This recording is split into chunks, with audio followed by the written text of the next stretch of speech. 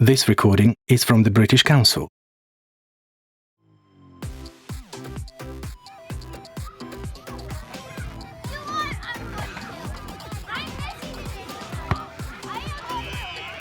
The sound of kids hanging out together.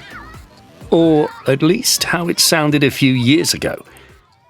Nowadays, a group of, well, just about anyone, kids, teens, tweens, their parents, might sound a lot more like this.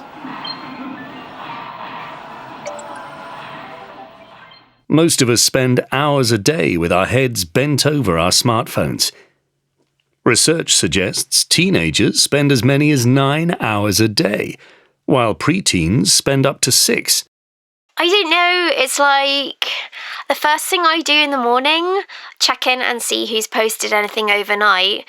It's my alarm clock, so I kind of have to look at it, and then, it's pretty hard not to scroll through.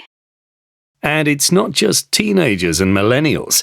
Generation X and even the baby boomers are almost as bad.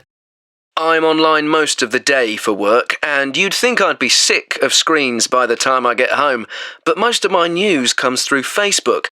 And I'm really into food, so I'll hold my hands up to being one of those people who post photos of their meals. But are we addicted to our phones and apps? And does it matter? Former Google and Facebook employees certainly think so. So they've set up a non-profit organisation, the Centre for Humane Technology, to reverse the digital attention crisis and promote safe technology for children. Anyone who's seen queues round the block for the latest iPhone has to wonder what these people are thinking. You've literally got people sleeping in the street to get the newest device.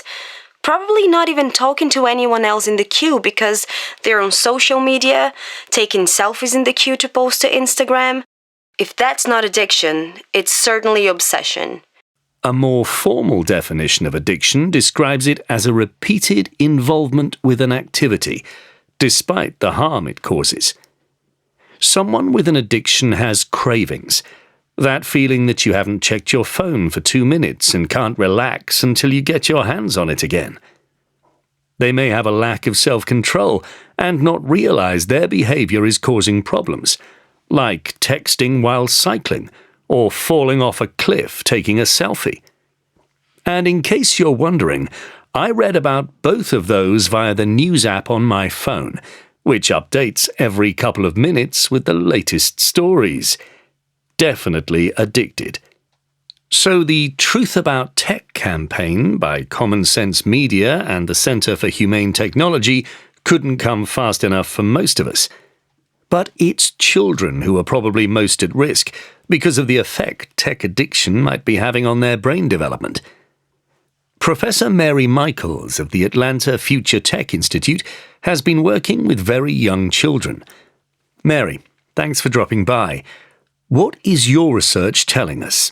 Well, we know that screen time is affecting key aspects of healthy child development, like sleep, healthy eating, and what psychologists call serve and return moments, which are when parents respond to babies seeking assurance and connection by making eye contact, smiling or talking. All perfectly normal things we do and which help lay the foundations of babies' brains. It's much harder to engage with a baby normally if you're looking at your phone. Or even worse, if parents give a crying child a phone to distract them instead of talking to them or hugging them, and that might lead to them failing to develop their ability to regulate their own emotions. And what about older children? Again, we know that teenagers who spend a lot of time on social media are 56% more likely to report being unhappy and 27% more likely to suffer depression. Teenagers are especially vulnerable because they're more sensitive to highs and lows anyway, so we are looking at potentially higher instances of suicide, schizophrenia, anxiety, and addiction in teens, which is exacerbated by dependence on technology. It sounds like a vicious circle. They're more likely to get addicted to smartphones and social media, and that addiction itself makes them candidates for other addictions. Yes, that's right. Time to stage an intervention. Is there anything we can do to make tech less addictive? Setting devices to grayscale, which is basically black and white, might make them less appealing. Scrolling through a news feed of boring, washed-out photos just doesn't create the same rush as bright colours, perhaps. And you can turn off the notifications that are constantly pulling you back in to check your phone. So, is it This recording is from the British Council. To find more activities to practice your English, visit www.britishcouncil.org/learn English.